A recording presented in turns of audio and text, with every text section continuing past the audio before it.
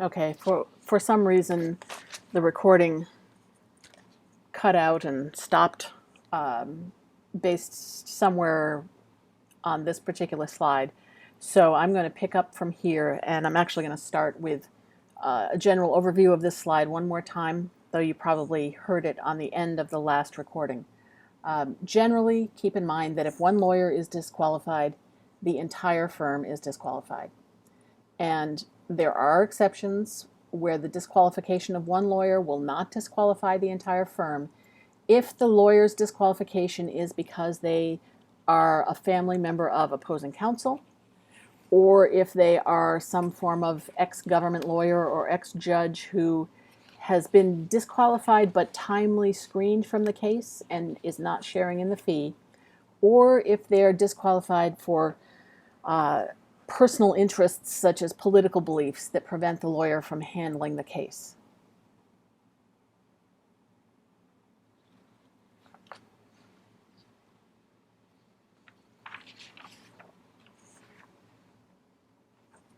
We also end up with situations where a lawyer with a conflict leaves the firm, and the firm can still only represent a new client if no one at the firm has any confidential information about the former client. So former clients have to consent to new client representation. Clients have to represent to representation where we've got some potential conflict with a formerly associated lawyer. If there's any issue with someone who worked for that lawyer still having confidential information about that particular client. Keep in mind that all of these waiver issues can be, all of these conflict issues can be waived by a client if they are fully informed and they waive the conflict in writing. It's probably not a good idea, but it certainly does happen.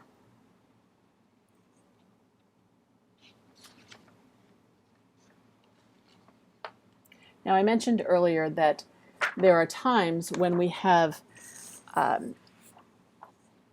lawyers join the firm and they are former government employees or maybe even a former judge. And there are situations where the attorney may want to represent a client's interest in front of the agency that they used to work for, or in direct conflict with the agency that they used to work for. And that is allowed to happen only if the agency gives consent in writing to that representation. If the agency doesn't give consent, then that lawyer has a conflict, and therefore so does the entire firm.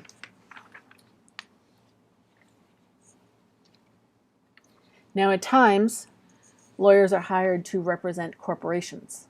And if a lawyer is representing a corporation, it must the lawyer must keep clear that they are representing the organization and not the individual members, not the directors, not the shareholders, not the employees, but the corporation itself. They can represent the individuals on other non-conflicting matters, but if there's a conflict between the shareholders or the employees and the organization, if a lawyer is hired by the organization, they represent the entity, the organization, and not the underlying people.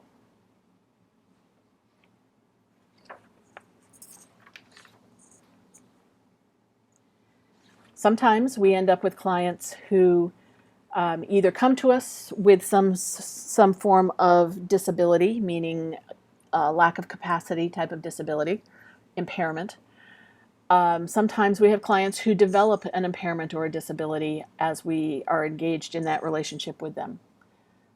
Our obligation is to treat the disabled client as normally as possible, as long as we can be sure that the client has the ability to make decisions in their own interest.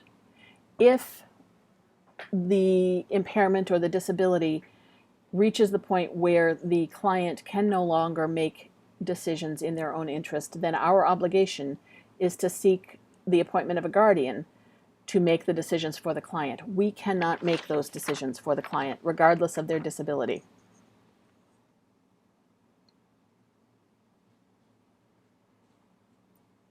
Sometimes there is a situation where a lawyer is required to either decline to represent a client or terminate that representation. And in those situations, the lawyer is required to withdraw from the case. Those situations involve where continued representation would cause the lawyer to violate the rules of professional conduct or violate the law. It might also be where the lawyer's physical or mental situation means that the lawyer can no longer continue. So the lawyer may become impaired or have some sort of incapacity situation. If the lawyer is fired by the client, they must withdraw. If the client is using the lawyer's services to perpetuate a crime or fraud, or has used the lawyer's services to perpetuate a crime or fraud, the lawyer must withdraw unless they can get the client to disclose that crime or fraud and rectify it. But if they cannot get the client to do that, then they must withdraw. In other situations, the lawyer may want to withdraw even though he or she is not required to do so. And usually the lawyer is allowed to do this if there's going to be no adverse material effect on the client. Sometimes this happens because it becomes clear that the client's objective is either so repugnant to the lawyer that they can't continue to represent them, or it would simply be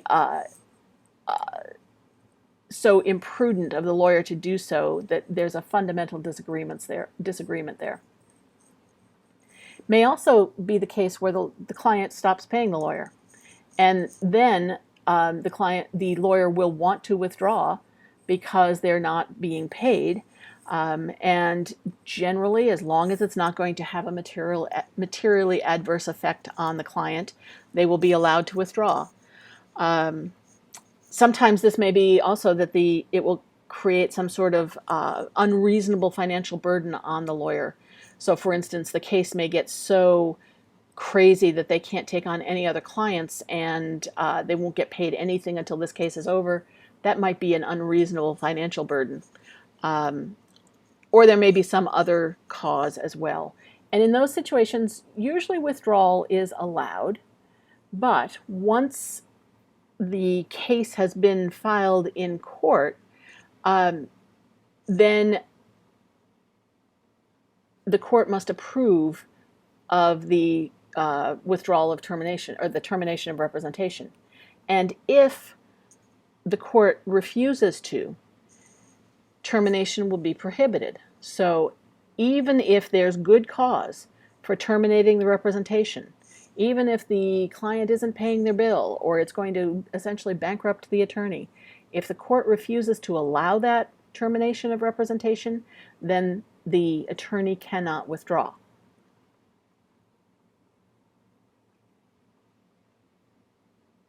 So we've been talking about duties to clients in general. We also have some duties to prospective clients. So if a person walks into a lawyer's office and wants to talk about the possibility of engaging in a relationship where the lawyer is going to represent the client, and they reveal some information to the client as part of that process, the information to the lawyer as part of the process, the information that the lawyer gleans from that discussion is considered confidential. And the lawyer can't use that information or reveal that information in a way that would be a breach of the confidentiality as if that person was a client.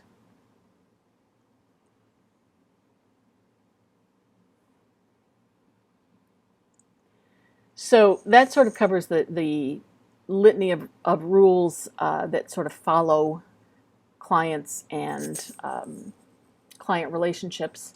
There are a couple of miscellaneous rules that get tested as well, so I want to just touch on some of those. I'm not going to touch on all of them, but just some of them. One piece involves frivolous lawsuits. So the rules prevent lawyers from bringing a frivolous claim or making a frivolous argument. And the general rule is that lawyers are not allowed to bring frivolous claims or make frivolous arguments. So what do we mean by frivolous? Well, basically you want to remember that frivolous claims or arguments are those that are made or brought to harass another person or made or brought in bad faith. So it's sort of easier to see what might be close to the line but not frivolous. If a case was a loser in the past, but there's a good faith argument to reverse that previous decision, that's not a frivolous claim. If a lawyer thinks a case is a loser, but there's still a good faith argument that it could win, that's not a frivolous claim. If the lawyer doesn't have all of the facts, but still has the opportunity for discovery, they can bring a claim based on the facts that they have, even if later facts might show that the case probably is going to end up being frivolous. At that point, they may have an obligation to withdraw it, but they do not have an obligation to avoid filing the case just because discovery isn't complete.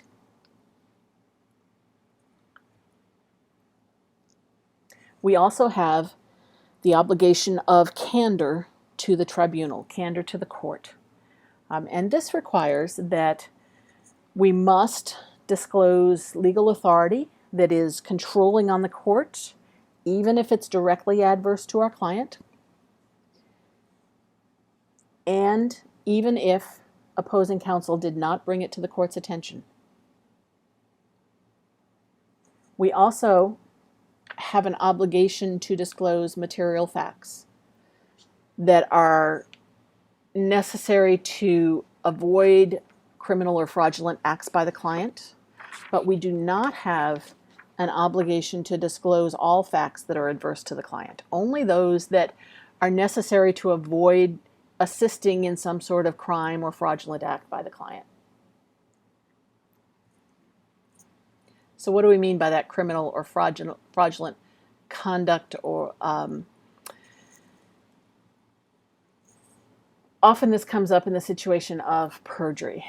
So if a lawyer knows that the testimony their client is about to give or has just given is false, it might be a criminal or fraudulent act in a proceeding. And the lawyer is, if it hasn't been offered yet, the lawyer must not offer it. But if the lawyer doesn't know for sure that it's false and only has a reasonable belief that it is false, then they have the option of offering it or not. That understanding that the testimony is false is a knowing understanding. So if we have a client who wants to commit perjury, our obligation is to tell them not to do so, or to correct perjured testimony that has already been offered. And if the client refuses to listen to the lawyer at that point, the lawyer is supposed to withdraw from the case. However, if for some reason the court refuses to allow the lawyer to withdraw from the case, then the lawyer must disclose to the court that perjured testimony has been provided.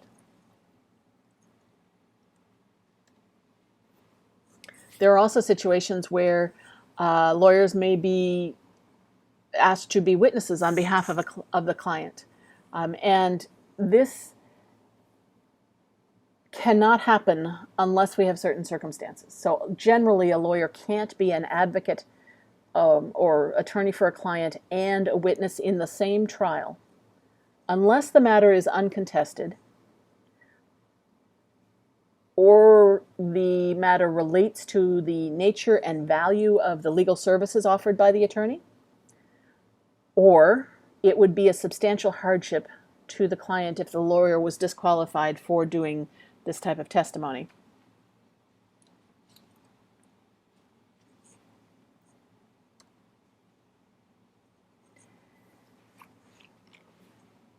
So we've had obligations to clients, obligations to potential clients, obligations to the court. Now, what are our obligations to third parties? So if we're representing a client and we're talking to third parties, we have an obligation not to make false statements about facts or about the law, and not to avoid disclosing material facts that are necessary to avoid assisting our client in a criminal or fraudulent act.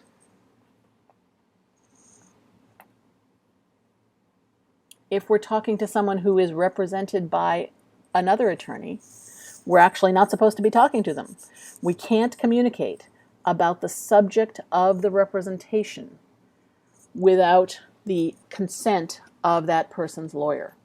So aside from sending formal notices that are required by process, we can't talk to the clients who are represented, or to the opposing parties who are represented by lawyers, without the consent of their lawyers.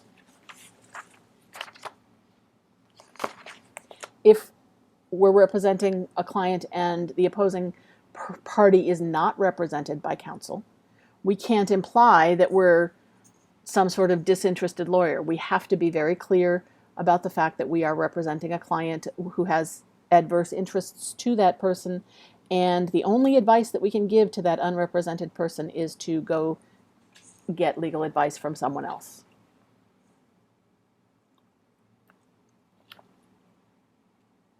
We also have a couple little rules that sometimes are fairly easy to test about dealing with non-lawyers as far as sharing legal fees. It's not allowed. Practicing law through an organization or an entity that is owned or managed by a non-lawyer, basically not allowed. Sometimes if we end up with legal services types of things, there are exceptions for that. And you might want to just take a look at that particular rule. And the last part that I want to talk about are trust accounts, because this is something that is fairly easy to be tested. The rule is essentially that funds must be kept in separate trust accounts that are clearly labeled trust, and they must be separate from the lawyer's property and separate from the property of clients or third parties. So we basically want client money kept separate from everything else. The only things that can be allowed in a trust account other than the client's funds are funds of the law firm or the lawyer that are there only to pay bank charges related to the account. And they must be in there. The client cannot be paying those bank charges. So there has to be enough money in there to pay the bank charges, but we don't want too much in there so that it looks like things are being commingled. Now at times, sometimes there might be a shortage in a lawyer's trust account because of some sort of clerical error. In those situations, the lawyer is required to cover the trust account shortage with their own funds. They have to deposit their own money into that trust account, and it's a scary thing to do. Because if that's the case, the lawyer also must notify the bar that they have had a shortage in the trust account and how that happened, and that it was replenished, and it's usually not a good thing.